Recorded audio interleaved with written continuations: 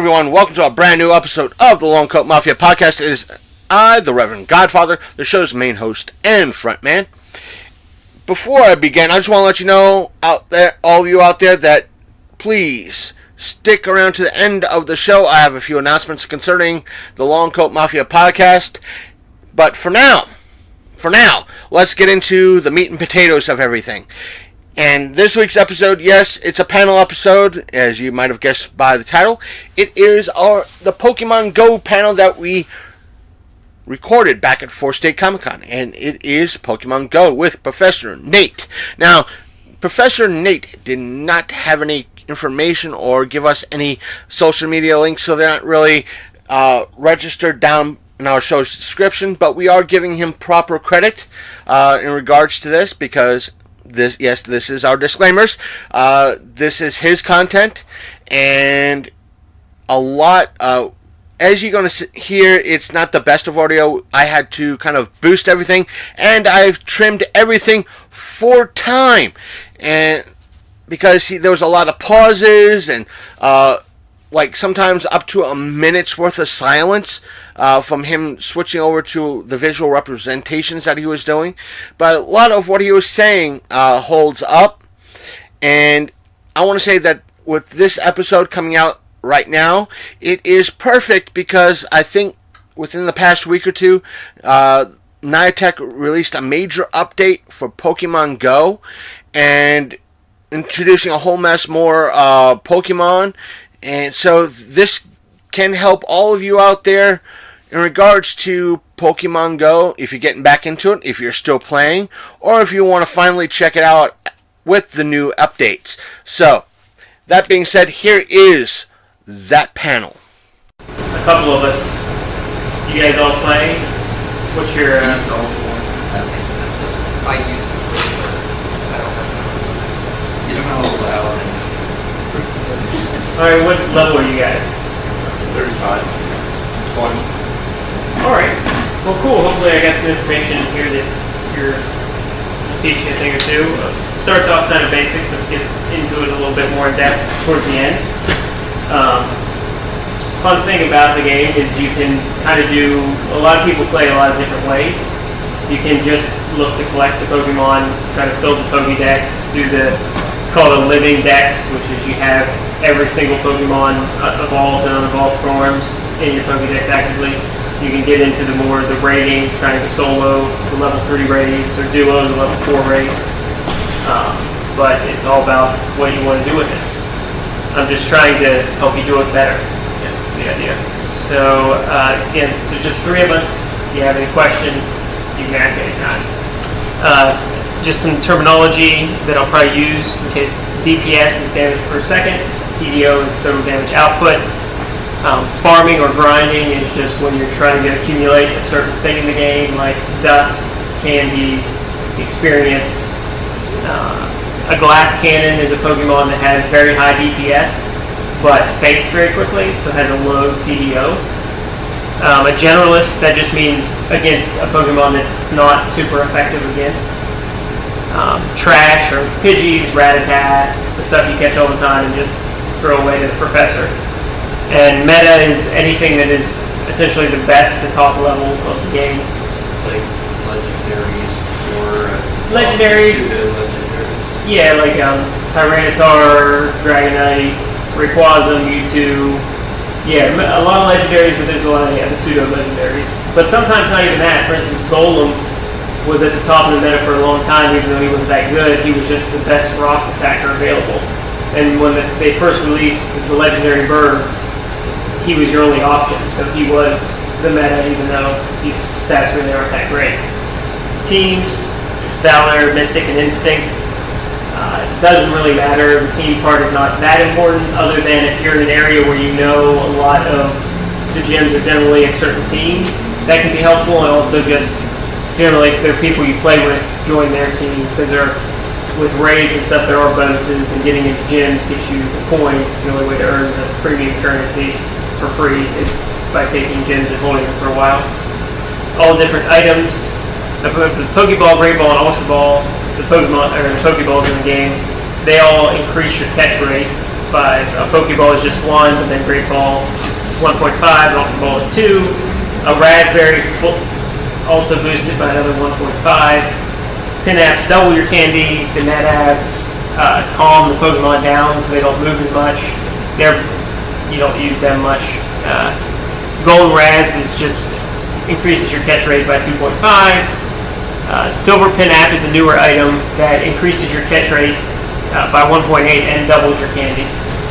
And they're pretty rare, though you usually save them for legendaries. There's the potions that all heal for varying amounts. Revives, which if your Pokemon's knocked out, will bring them back. Incubators, premium versus regular. I always tell people to just go for the regulars if you're just buying incubators, because the premiums are more expensive, but they hatch the same amount of eggs. So it's not really, it's better bang for your buck to hatch the same amount of eggs, even though it makes you walk them a little bit longer. Fast TMs and charge TMs, they will change your Pokemon's fast or charge moves. There are only ever, except for Mew, 2 fast moves, so you can just swap back and forth. Charges, they usually have at least 3, and it's just random what it goes to. So it can be frustrating because it can go back and forth between one move when you're trying to get the other one. The raid passes, you get a raid pass every day, but you can also buy extra raid passes. And then you'll get an EX raid pass if you do that's kind of just luck. If you do raids at an EX gym, you have a chance to get an EX raid pass, which gives you a certain time and place to be. And then you can do whatever the EX gym. It was Mewtwo for a year and it just switched to Deoxys. But that pass is just for that raid, which is normally a 45-minute period at whatever night I think decides, essentially. And the gifts are also new. You get them from Pokestops, and you can send them to your friends. And that's the easiest way to increase your friend level. And they have pretty good items in, usually max revives, max potions, pin apps, and you can get dust from them. So they're worthwhile to open, but you can only open 20 a day. Catching Pokemon, you guys are probably pretty familiar with that. The big thing I just try to make people know is that learning how to do a good curveball will really help your catch rate. A curved Pokeball has almost the same catch rate as a straight Ultra Ball, so it's a big advantage to get good at curving. Also, the nice, great, and excellent throws is based off the size of the circle, but they're not all equal. The smaller the circle is, it could be a great and a great, but if the circle is smaller, the catch rate, you will improve your chance of catching it. And the catch trick, if you're not familiar with that, that's really big, especially for legendaries. What you do is, and I'll show later, I'll switch over to my phone. But essentially, if you hold on the Pokeball, that circle keeps getting smaller, and then if you let go of the Pokeball, that circle stays at whatever it was until you touch it again. So if you wait until the Pokemon is attacking, and quickly curve and throw the ball, and you have to time it just right so that you release the ball while he's still attacking, but the ball gets there once he's done attacking, that circle will be at whatever you set it to be. So if you're, for instance, with Mewtwo, I got very good at throwing a very tight, excellent throw, but because of how they move around so much, if you want to be consistent with it, you have to preset that circle, and you could hit an excellent every time once you get the hang of it. It's not too bad getting the timing down. The IVs, we're all familiar with the IVs. The only thing about that is they're 0 to 15. They're random whenever you catch Pokemon. There are things that do factor into it, whether they're going to be a minimum of 4, it won't be below that. Eggs have a minimum of 10, as do Pokemon from raids. And then the new lucky Pokemon, which you can earn from trades, the minimum is 12, so they're always pretty good. And when you trade people, also, the IVs get re-rolled. So it's a good idea if you have a high-level Pokemon that has bad IVs, still save that, hold on to it to trade it to someone or another account if you have another account, and your chances of it being better. Like if you catch a Larvitar at level 32 but it has terrible IVs, well, then you can trade it and hopefully get one with better. Especially because your friendship level also increases the base that the IVs can be. And so best friends, the minimum is going to be at 5, which very drastically increases your chance of getting something in towards the top. If you're the IVs as well as the level, you really have to find it out. There's not much that tells you in the game. The appraisal gives you an idea, but to see the actual IVs, you need an app. either PokeGenie or Calpy IV if you have an Android phone. Pokestops. Stuff on this, there's a speed cap, so if you're playing while driving, which of course you should not do, if you're going above 20 miles per hour, you won't be able to spin the stop. You get, you always get an Evo item on your 7th daily spin, but you can get them on any spin. It's just a 0.14% chance that you'll get one, so it's pretty low. But that is per item. So if you spin it and get 4 items, you have that 0.14% chance 4 times. So it's not that infrequent, but it's not frequent either. If you spin 10 Pokestops in under an hour, the 10th one, they all have to be different. The 10th one gives you more items. The first spin of the day, you get at least 6 items and 500 experience, and then the 7th day is 2,500 experience and anywhere from 12 to 20 items. And gifts drop at about 30% rate, but that really seems to depend. It seems like Niantic maybe messes with that sometimes, because during like the last Kanto event, I was getting it at a way higher rate than 30% it seemed. So you can also place lures in them, which attract Pokemon for 30 minutes, and that's for anyone in the area gets the benefit from that. Gyms, they changed gyms about a year ago. It now works off of, you can have 6 Pokemon in a gym. They have their motivation, which is their CP, but it declines over time. And the higher the CP, the faster it will decline, up to, I believe it's 2,300. So above that, they all decay at the same percentage rate, but still the bigger they are, they will decrease faster. That's why you'll see a lot of like Chansey is a very good defender just because at 700 CP, it will stay in there a long time without decaying. Plus, Chansey and Blissey and Snorlax are really the only decent gym defender. Item-wise, you're more likely to get potions or revives from gyms, opposed to you normally get the Pokeballs from a Pokestop. And berries, it's pretty much equal between the two. The medals of your gym increases the items you get, it also increases the experience you get, as does if your team holds the gym. You'll get an extra item and you'll get a 25% increase in the experience you get for spinning it. You can also, to increase the Pokemon's motivation in the gym, you can feed them berries. That is, if you're right at the gym, it starts out at like 10% of their CP, and the more berries you feed, that percentage drops down. You can also feed your own Pokemon and other Pokemon in the gym that you're holding from far away, but you get almost no CP increase. That's mainly because you get 20 dust, so that's the real benefit to doing that. It's getting the extra dust. Especially since, like I said, the Nat berries are not very useful, and even, like I said, if you get good at the curved balls and hitting circles, the raspberries aren't really that necessary either. So I just feed all of those just for the dust. It also increases the experience, so you get the better badge in the gym.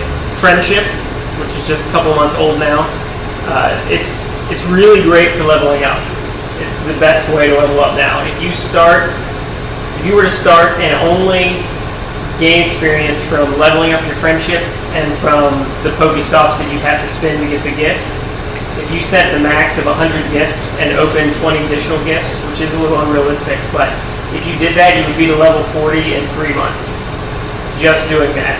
No other experience, no catching Pokemon, just that would do it. And that's not with a lucky egg either, which would of course make you draw them faster. The bonuses are trading becomes cheaper, the better friendship level you have. It also will increase the damage you do in raids or just battling a gym, which makes a big deal again if you want to try to duo with a friend for some of the level 4 raids. 10% bonus is a pretty big deal once you get the best friends. It makes things a lot easier, less based on luck.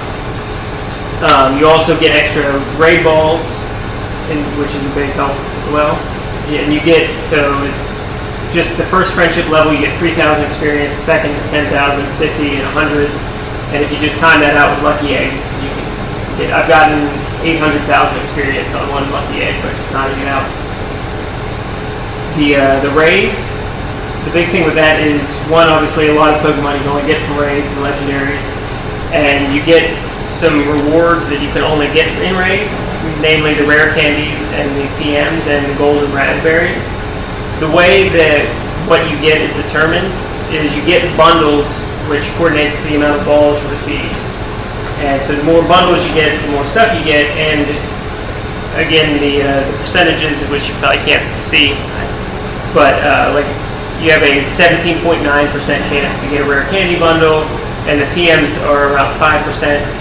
So you can get nothing but TMs from the raid rewards. That's just less likely to happen. And rare candies are huge for being able to power up the legendaries. Those candies are far and few between. Raid days, if you haven't heard or been able to do any of those, they did it with Articuno, Moltres, and Zapdos. But they do a 3-hour period where every single gym has a raid going on with that whichever Pokemon it was for that day. And it was just great because you can just get enough people together and be able to do the raid and just go from gym to gym and be able to. I got, I think, 28 Zapdos that day, so it's pretty awesome. As well as it was like 120 rare candies, that sort of thing. You can really power up the legendaries that way. Trading, the big thing with that is it's a better way to get candies opposed to just turning them in and getting the one candy. Because if you trade with where the Pokemon was caught, if they were caught 10 kilometers apart, you get 2 candies. If it's over 100 kilometers apart, you get 3 candies. So if you're able to, if you know someone that, like I work in Virginia, so I catch Pokemon down there and up here, and I can trade them and get those 3 candies, which really adds up over time. The other big thing is getting a lucky Pokemon. It's only about a 1% chance that a trade will result in a lucky Pokemon. But then, like I said earlier, the minimum IVs are 12s, which right off the bat is a very strong Pokemon. And it only costs half the amount of dust to power up. So it becomes much cheaper to power up. Developing your team. The big thing is knowing your type advantages. Even if you don't have ideal counters, it's still much better to use something that's super effective. Problem lately is the recommendations that they give you for raids and battling gyms is just based off of resistances, which is not a great way to play. You see a lot of Agrons in raids, and Agron is generally, you never want to use him, but he resists a lot of things, so that's why I suggest him. So for instance, he gets suggested a lot in Mewtwo raids because he resists Psychic, but comparably, a Pokemon of the same level that can do the same damage, Carvana, the pre-evolution of Sharpedo, does more damage than an Aggron on the same level. A Murkrow does more damage than an Aggron on the same level. So you're really limiting your damage output, which then is increasing the amount of people you need to do the raid. So, and especially around here, it can be difficult to get enough people to do raids to begin with. And so if you can maximize your damage, you're going to be more successful and win the raids more frequently. Gyms, with the gym rework was pretty cool, but it's also made defenders. It's not really important because with CPK, you can clear them easily. Machamps are definitely the way to go because you'll still see a lot of Blissies and Snorlax and Chanseys. And Machamp's the only one that will clear them with any amount of speed. Otherwise, they're pretty tough to take down if they are at full CP. So working on your Machamp team is the way to go. Dodging in both gyms and raids is generally not worth it. It causes you to put out less damage per second, and you'll just, especially in raids where time's the biggest factor, it just slows you down. So just button mash until they get knocked out, or you do. Weather's amazing for the game. It made it super easy to get teams together. Anytime there's weather, you get a boost in a certain type of Pokemon. They're laid out here. The Pokemon is a minimum of level 6 because whatever level they would have normally been, it's boosted by 5 levels. So you can catch up to a level 35 Pokemon in the wild, where you used to only be able to catch a level 30. Their IVs, like I said earlier, have a minimum of 4s. You get extra dust for catching them. Also, raid bosses, if they're boosted by the current level, the current weather, they'll be a level 25 when you catch them instead of a level 20, which is just less candy than to be able to level them up. So I'll tell you later about the weather a bit more. The research is a new thing. The biggest thing with research, because you can get some okay items from it, but the most is just getting your 7-day streak in because they pretty much always, the reward has been a legendary Pokemon. So that's pretty nice. And it's a legendary Pokemon that can't run from you because Pokemon that you get in reward tasks won't run. So you can use a Pinap Berry, and it might take you a while, but you'll catch them eventually and get those 6 candies Pokemon you catch from that are always level 15, and the minimum IVs are 10 for those as well. A couple of suggestions is get to level 30 as fast as you can.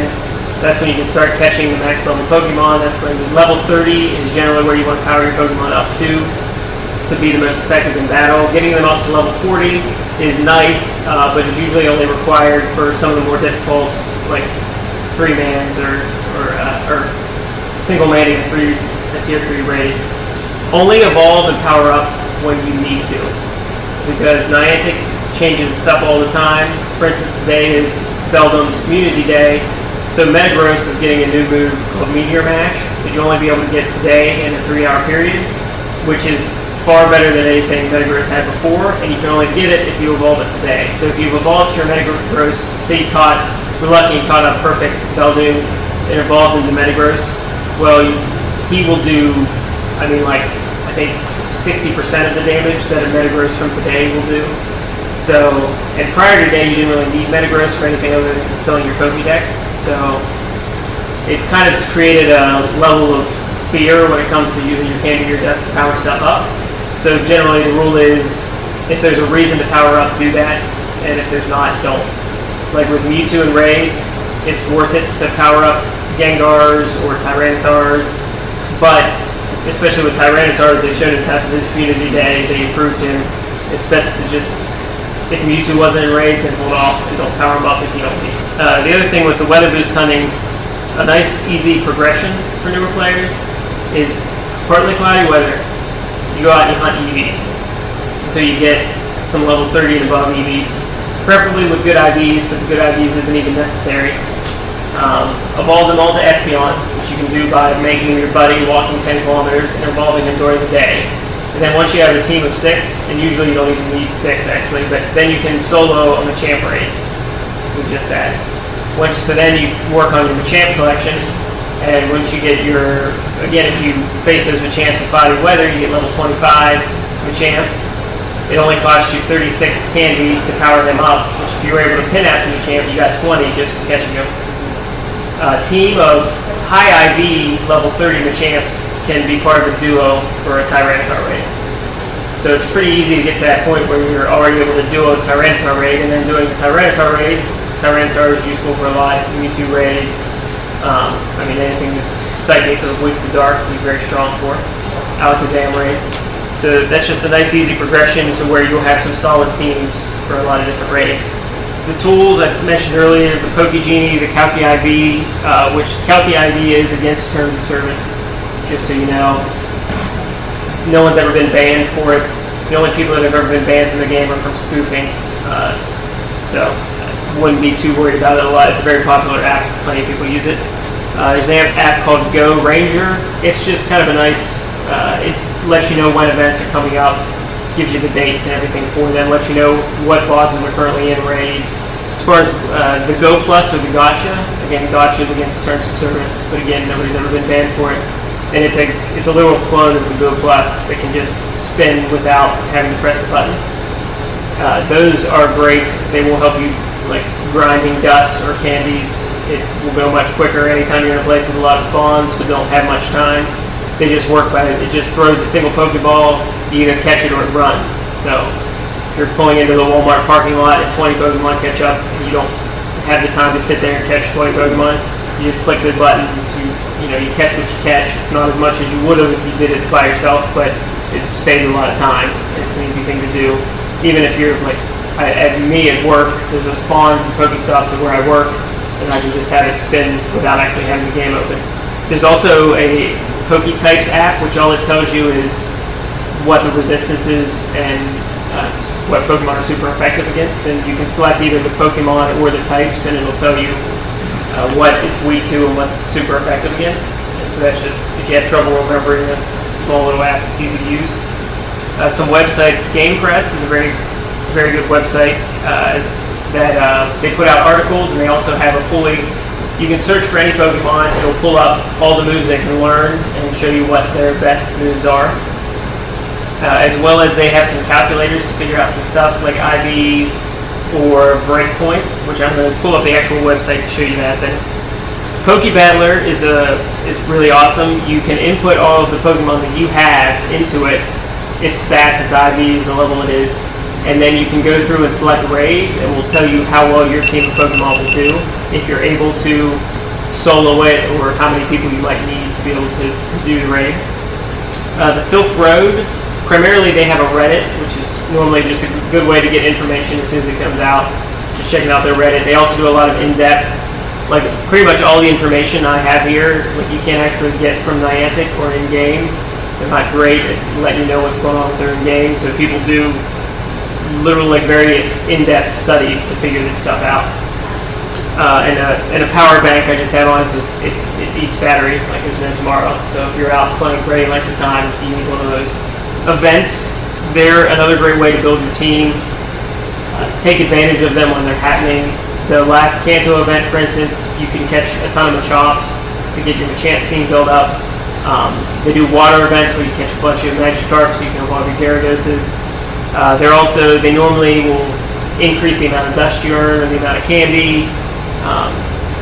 Sometimes the community days there's an increased shiny rate, which is really nice if it's a shiny you want. Normally it's about like a 1 in 400 chance that the Pokemon are going to be a shiny. On community days it's usually about 1 in 30. Later today from 2 to 5 is Beldoom's community day. I highly suggest playing in that if you can. He's going to, with the move they gave him, it's now tied for the most powerful move in the day, in the game, with Frenzy Plant. It will make him the top steel attacker throughout all generations. It makes him the top 3 neutral DPS, just below Rayquaza and Mewtwo, so it's crazy powerful. So definitely try to power some up, or evolve them really. Because again, there's not going to be a huge use for him for a while until we get Fairy, Poison, or Ice raid boss back. But once we do, then he'll be the top counter to them easily. Boxes, they usually have boxes out during the events, which if you're ever going to buy any of the in-game items, I would suggest waiting for the boxes. They're a extremely discounted deal. The items you get, it's normally like a 40% discount from if you bought them even at their cheapest rate in the store. Eggs, you get them from stops. You have to walk them a certain distance for them to hatch. You can get a lot of rare Pokemon in the 10k eggs, as well as a lot of candy for them, and they give out a decent amount of dust. It's a good way to get the Bagons, the Dratines, that sort of stuff, and getting the candy to evolve them. The minimum IV there also, it's at least a pretty good one. You only gain distance on the eggs or your buddy Pokemon at around 6 miles per hour and under. The app does need to be open to gain distance unless you have the Go Plus with Gotcha. Then it doesn't have to be open and still gain distance. Gen 4 just came out. Unfortunately, the first wave they put out, it has the starters, so that's always cool, but none of them are very relevant to the game. Once the starters get their community day moves, Frenzy Plant, Blast Burn, or Hydro Cannon, they'll be pretty solid attackers. But until then, you won't really use them for anything. They've also changed how they determine the defense and HP of Pokemon, but it hasn't made any major difference. People were pretty excited when they announced they were going to change it, but the change they made was pretty minimal. Most things got buffed a little bit, a couple of things got nerfed a little bit, but all in all, it didn't change the game much.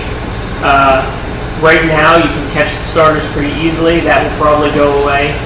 They do that normally whatever wave they release when they do the generations. Those Pokemon will be prevalent at first, and then that'll get backed off. Alrighty. Any questions? I'll pull up these websites really quick so I can show you how they work. Okay, so here's the one, Game Press, which I use a lot for the breakpoint calculator. Breakpoints are the way damage works in the game. It's whatever your Pokemon. There's a whole equation that's using your Pokemon's attack, but it rounds. So your Pokemon will only start doing more damage at a certain breakpoint. So you might power them up, but they won't actually be doing more damage because if it's still doesn't get high enough to get rounded up to the next attack point, it's still going to round down to whatever the previous attack point was. So you can just go to breakpoint. You can just select, and I don't have my keyboard on. You just type in whichever Pokemon. You can put it with a weather boost or a friend boost, and then you pick the raid boss, and then a counter will just it comes up showing at what level it will be at what attack damage. I'll show you where you need to. So you might need to be at level 32.5 to do that extra amount of damage, and then you won't do any more damage the whole way up to level 40.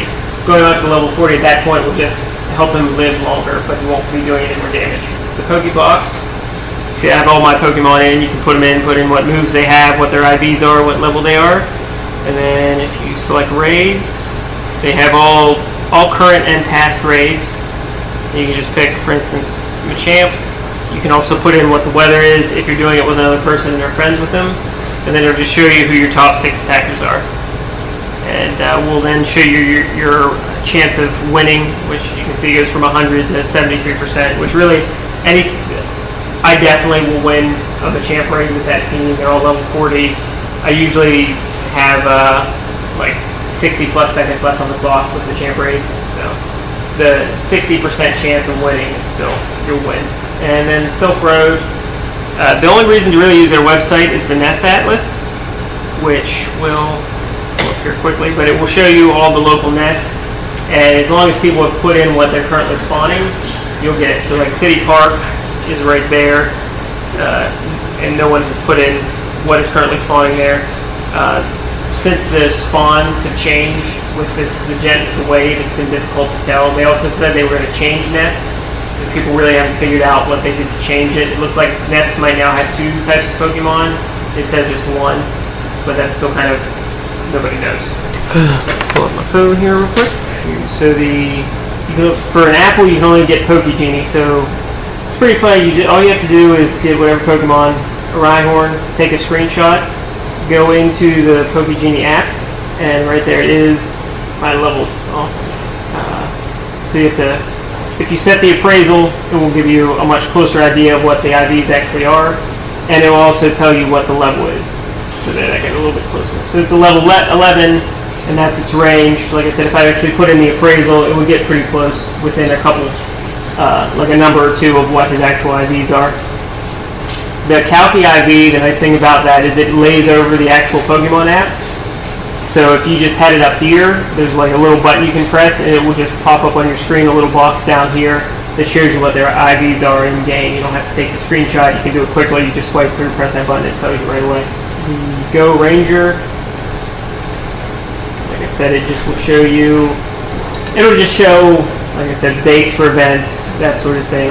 Have any of you ever done the catch trick that I was talking about earlier?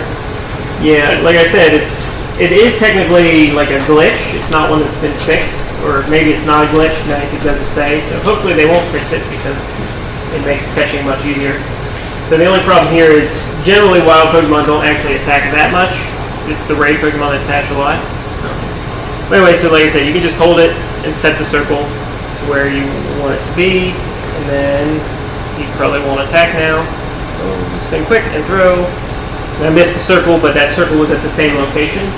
So just once you get good at that, especially with the slightly further away than the Machamp distance, you can hit them excellent every time, and won't waste balls accidentally throwing it and having him attack or jump at the wrong time and missing him.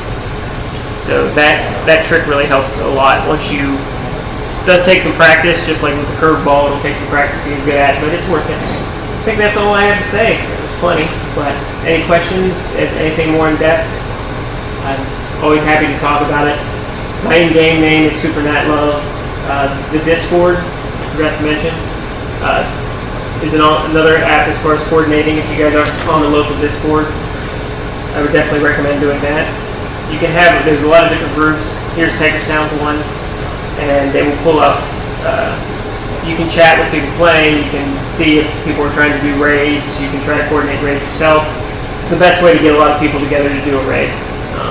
If you're to join them in the game, you have to download the Discord app, but then also if you just find Hagerstown's Facebook page, you can find the link to them. There's like a code you have to put in to be allowed to join the group.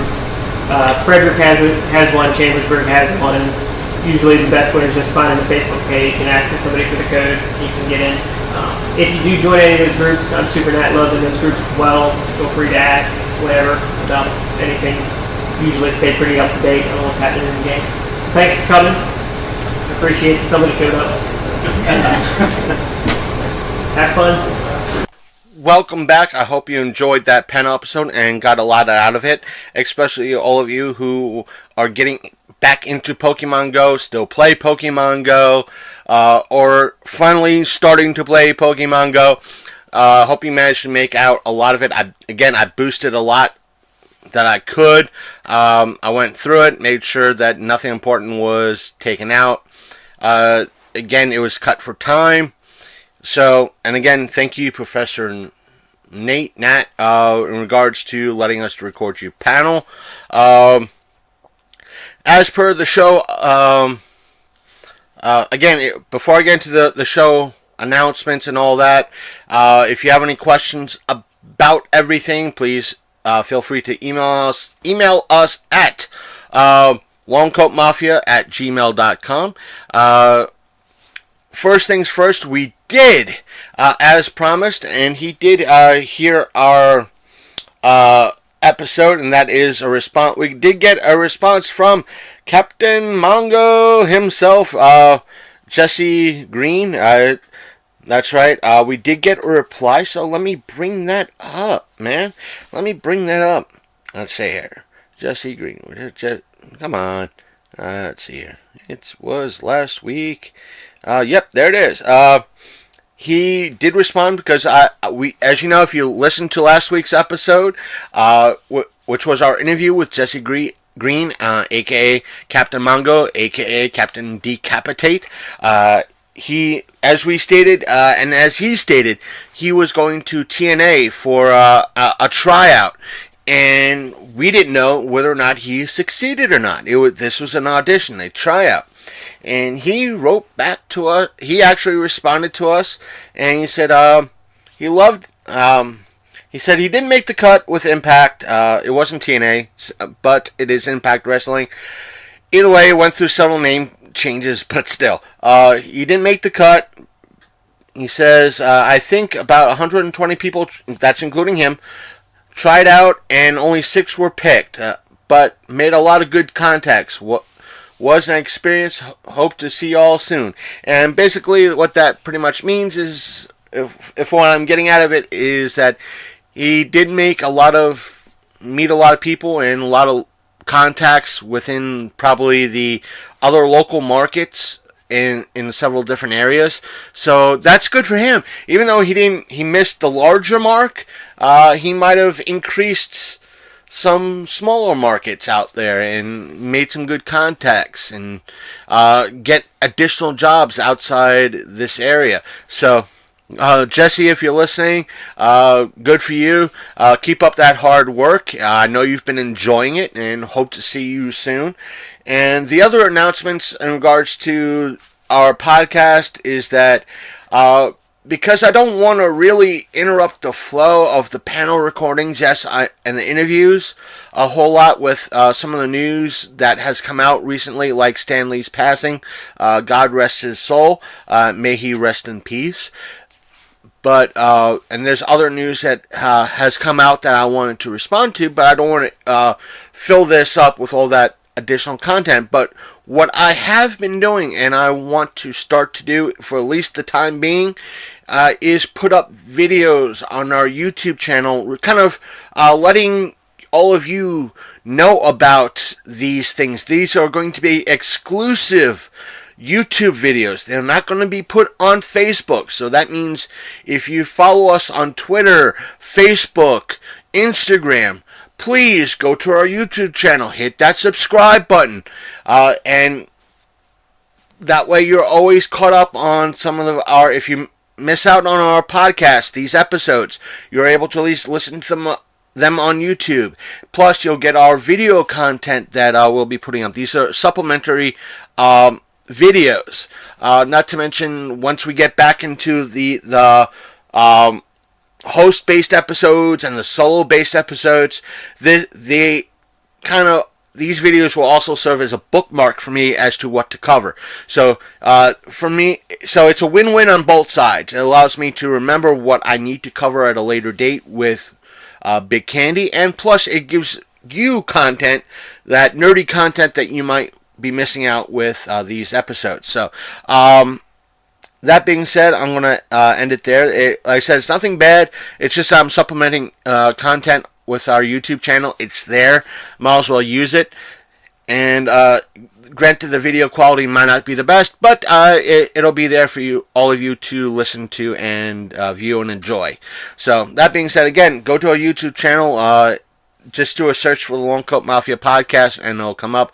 We don't have any official URL, YouTube URL, meaning youtube.com/insert channel name here, but we just search up Long Coat Mafia, it'll come up. Plus, the link is in our show notes, down in essence down below. If you got the show from either Apple Podcasts, iTunes, or Google Play Music, or the Podbean app, and you don't see any clickable links or didn't see any show notes, please go to our website, which is thelongcoatmafia.podbean.com, and you'll see the show notes and all our social media links and everything else will be clickable there. And you can just follow that YouTube clickable link, and it'll take you straight to our YouTube channel and hit that subscribe button. But if you don't have any type of smartphone to listen to our podcasts on, and you got us from somebody else, thank you for sharing our show with somebody else. And secondly, if you're listening to this through another device or somebody else's device, you can listen to our show on the go with your smartphone via Apple Podcasts, Google Play Music, Spotify, or Stitcher Radio, or you can use the Podbean app to listen to our show. So you have loads of choices out there in reference to how to listen to our podcast. But if you prefer to listen to us on a laptop or a desktop computer, you can do so by going to iTunes, which is available on both the Mac OS and the Windows operating system. You could also find us on Spotify, Stitcher Radio, and you can also stream our episodes via our main website, which again is thelongcoatmafia.podbean.com. And not only you're able to play our episodes via the website, you could download them and listen to them anytime you so like in the player of your choosing. So, as per our social media links, they are, our Facebook page is facebook.com/thelongcoatmafia podcast, and our Twitter and Instagram use the same handle. It is Long Coat Mafia. Now, our Facebook page and Twitter and our Instagram, you can always leave us messages and direct messages in reference to everything. I'm usually more active on Twitter than anything else. So, but you can still leave us messages on Facebook and Instagram. I'll get to them. As I stated, we are on YouTube, so subscribe to us and like our videos and so forth and so on. Hopefully more videos will be rolling out soon. I have one to post up within, if it hasn't been posted up recently, it will be posted up shortly. So there's that. And what else? Also, you can again email us at longcoatmafia@gmail.com. Please, again, don't be afraid of our name. We are a great podcast. We share panels and everything else. We'll be getting back into our host-based episodes very shortly. It's just that both everybody's schedule right now is kind of hectic, so a lot of these panel episodes and these interviews are great to help us along in regards to that. So take care. I am out. I'll catch all of you either through YouTube or next week's episode, which should be our Ken Hunt interview. So that being said, I hope all of you had a great holiday and a safe Black Friday. So see you all next week. See you next time on the Long Coat Mafia.